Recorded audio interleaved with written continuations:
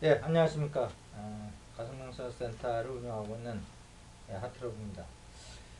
어, 전번 주소부터, 전번 해부터 이제 람타 등으로 시작해서 좀, 그, 명상에 관련된 책들 중에, 우리 죽지 않는 불사의 몸을 만드는 방법을 관련된 책들을 조금 살펴보고 있습니다. 오늘은 그 초인 생활, 잘 알려진 책이죠. 거기서 이와 관련된 부분을 발췌해서 같이 좀 생각해보는 시간을 갖도록 하겠습니다. 초인 생활이 두 번 발간됐는데요. 제가 갖고 있는 책은 처음에 초인 생활 이렇게 그 이름으로 발간된 책에 288페이지를 보면 심장 바로 뒤에 있는 사랑의 자리인 그리스도 보좌를 일념으로 옹시하는 것을 통해서도 자기 속에 있는 그리스도가 나타나게 할 수 있습니다. 이것은 그리스도 보좌에 정신을 집중하여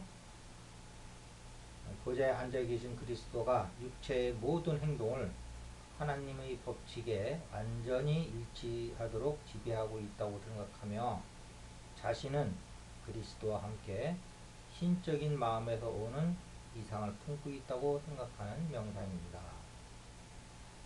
세포, 섬유질, 근육, 그리고 신체 기관 하나하나가 그리스도에 의해 움직이고 있다고 생각을 확장해 나가면 결국에는 몸 전체가 그리스도의 명령을 따르게 될 것입니다. 그러면 몸 전체가 하나의 독생자 그리스도가 되며 하나님께서 기뻐 거하시는 깨끗한 성전이 됩니다. 여러분은 그리스도 보좌로부터 신체의 각 신경총에 긍정적이고 지혜와 사랑이 넘치며 두려움을 모르는 능력의 메시지를 보낼 수 있습니다. 이제 이런 거 보내는 것도 이제 호르몬을 통해서 보내는 거예요. 호르몬은 이제 그 우리 몸 안에서 정보를 전달하는 물질이거든요. 그리하여 하나님의 영과 하나 된 순결한 존재가 되어 육체적인 욕망이나 불순한 것은 더 이상 접근하지 못하게 됩니다. 이것은 순결한 그리스도 속에 잠긴 상태입니다. 그리스도 안에 있는 생명의 성령이 여러분을 하나님의 성전으로 만듭니다. 이것은 이제 하나님의 성전이라는 것은 불사의 몸을 말하는 겁니다. 이것이 이제 전번에 이제 람타하고 다른 것은 이제 하나님을 생각을 해서 이제 하나님의 진동수를 올린다는 건데, 람타는 이제 그것을 머리에서 이제 하는 것이고요. 여기서는 이제 심장 바로 뒤에 있는 사랑의 자리인 그리스도 보좌를 일념으로 응시하는 것을 통해서 자기 속에 있는 그리스도가 나타나게 할 수 있습니다. 라고 해서 이것은 좀 이제 가슴명상에서 얘기하는 그리스도 보좌 명상 수행법이죠. 이걸 통해서 이제 우리 내면의 하나님을 만나면서 불사의 몸을 만드는데 그 하나님이라는 생각이 우리 신체의 각 신경총에 긍정적이고 지혜와 사랑이 넘쳐 두려움을 모르는 능력의 메시지를 보낸다 이렇게 돼 있어요. 이 책 나왔더만 해도 그때 아마 그 호르몬이라는 개념이 없었을 거예요, 의학계에. 그러다 보니까 아직 호르몬이라고는 안 나와 있지만 신경총이라고 하는 것이 그 결국 호르몬으로 움직이는 것이거든요. 여러분이 이제 이렇게 새겨서 들으시면 될 것 같아요.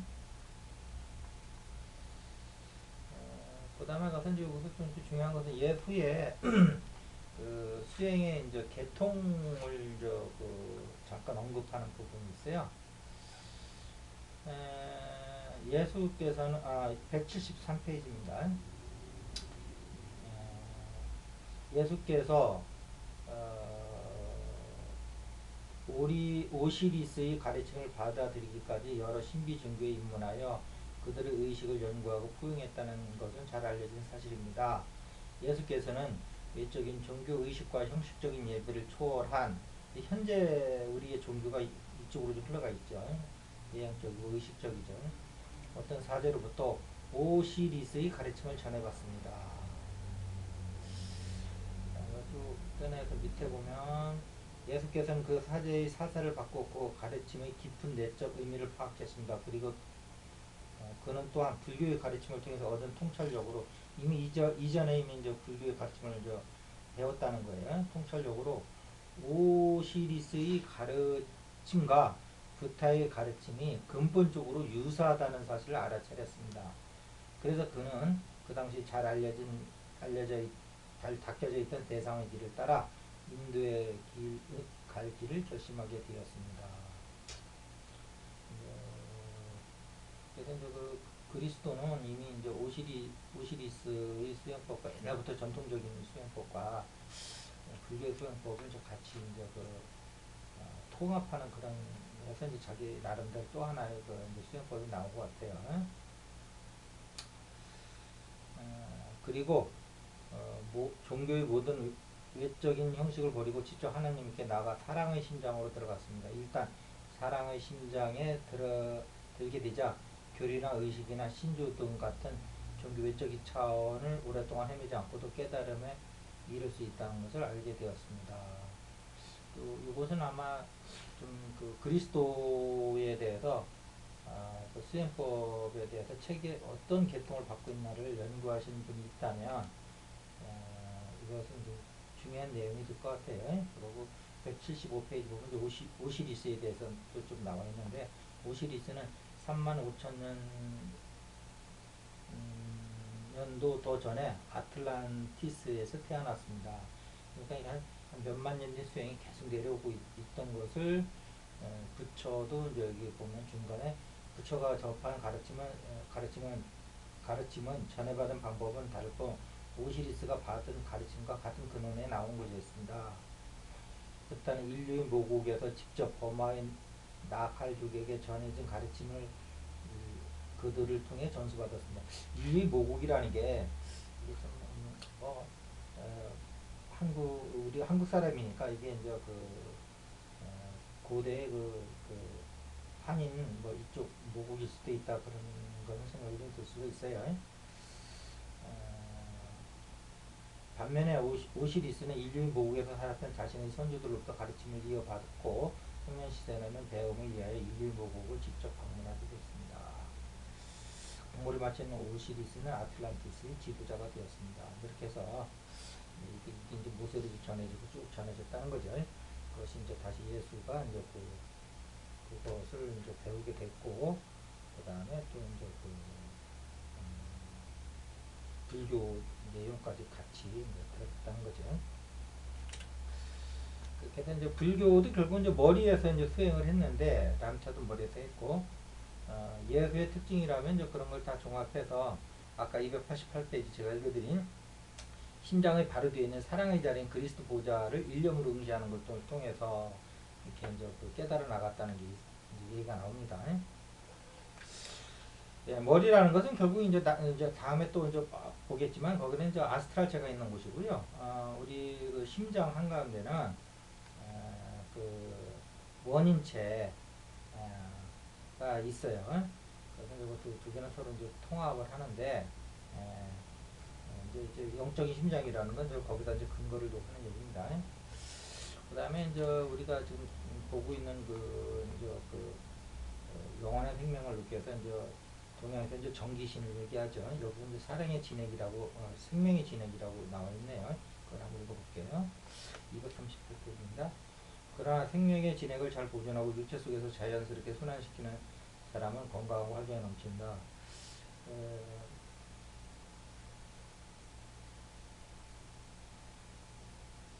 만약 자신을 위한 하나님의 위대한 계획이 있다는 사실을 깨달으며 완전한 자신을 위해서 육체 속의 생명의 진액을 보존하는 것이 꼭 필요하다는 것을 알고 그렇게 할 것입니다. 특히 이제 정기신을 얘기하는 거죠. 생명의 진액이라면 정을 더 얘기하는 것 같습니다.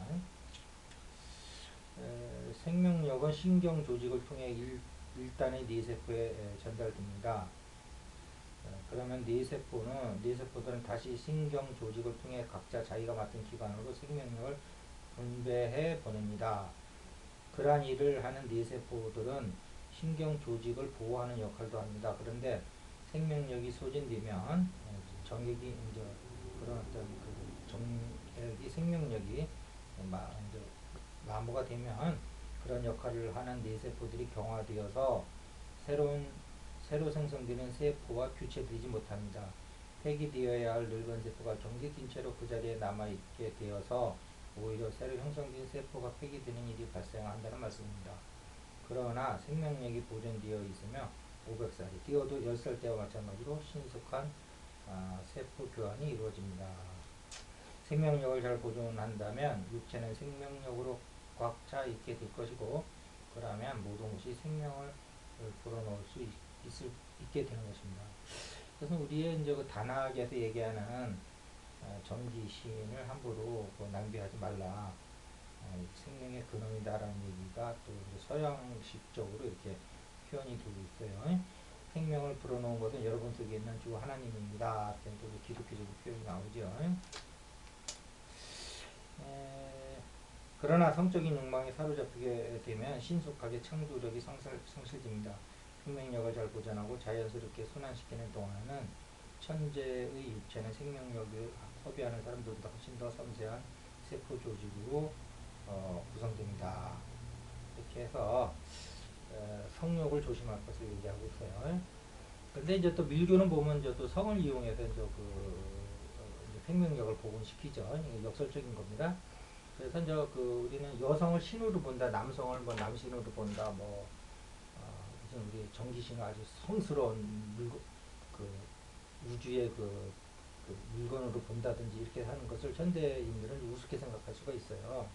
아니 무슨 여자를 신으로 보냐 그러는데 그 이유가 여기에 있는 거예요.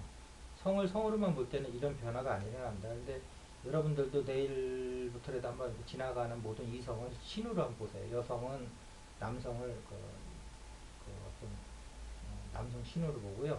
남성들은 여성들을 여신으로 한번 보세요. 의식이 완전히 바뀌어지는 걸 여러분들이 볼 수가 있어요. 똑같은 여성을 보고 그 여성이라고 보면은 성욕이 생기면서 모든 정신이든 감정이든 육체 진동수가 떨어지는데 여신으로 생각하는 순간에 모든 진동수가 끌어올려지는 것을 여러분들이 느끼실 겁니다.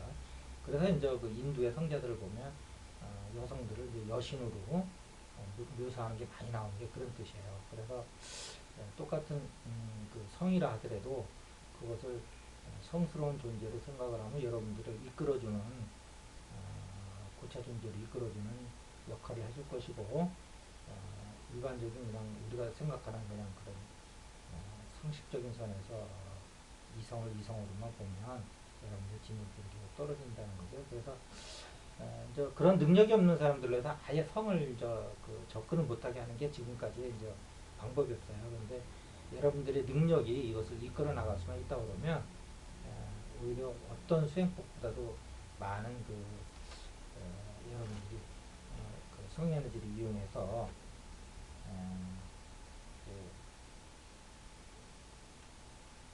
명상 수행을 이제 진전시킬 건데요. 예를 들면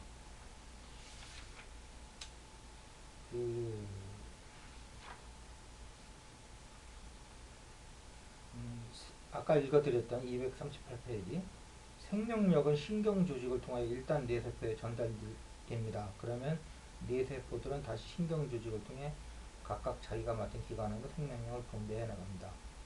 그러면 여기서 이제 실제 이게 수행하고 연결되려면 어떻게 되느냐? 그럼 생명력을 어떻게 이게 뇌세포에 전달시켜 줄 거고, 생명력을 우리 안에서 도대체 어떻게 일으킬 거냐 하는 것은 이건 이 책의 숙제입니다.